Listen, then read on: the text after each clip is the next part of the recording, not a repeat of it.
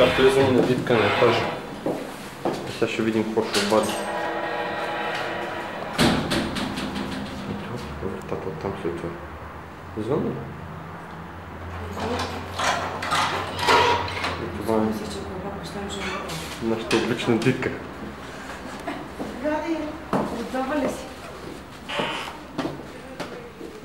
Това съм аз. Остана ли от салатката? Че се върна след 3 дни. Това на дитка стата, това е дитка. Дитка няма. Не иска да я снимаме. Дитка е депресирана или ще е камери? Аз му казах, че ще му навра някой в задника, ама той не вярва. Василий, пристани, влизам вътре. Спри тая камера, не ми притесняй приятелката, ще трябва. Забравих да ви кажа, това е на дитка компютър. И има камера Logitech, монитор и е тази клавиатура, много готино се пише на нея. Да. А там е на дитка терасата.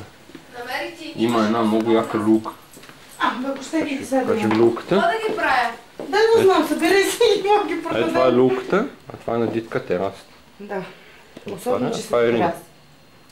Нещо яде. Кой яде? Кой е това? Грозди. После яде много гадно остана от черта принцеса. О, гадна принцеса няма да е. Да, определено не знам, що ще яде тази принцеса. Защото съм гладна. Охо, и се отваря хладилник. Само, че нищо няма да намери вътре. Олей. Това е половината хладилник на дитка, долу има. Не. Нямаше нищо за ядене в нас. Да, и баща ми ще се върне. Айде. Една добра си изнасяме. Айде. Така, там майче не беше вратата. Тук е вратата. Това е заключено. Навра някъде. Иринчето се опита да заключи вратата. По-скоро да ме заключа. Те ще излиза. Вече да опереш.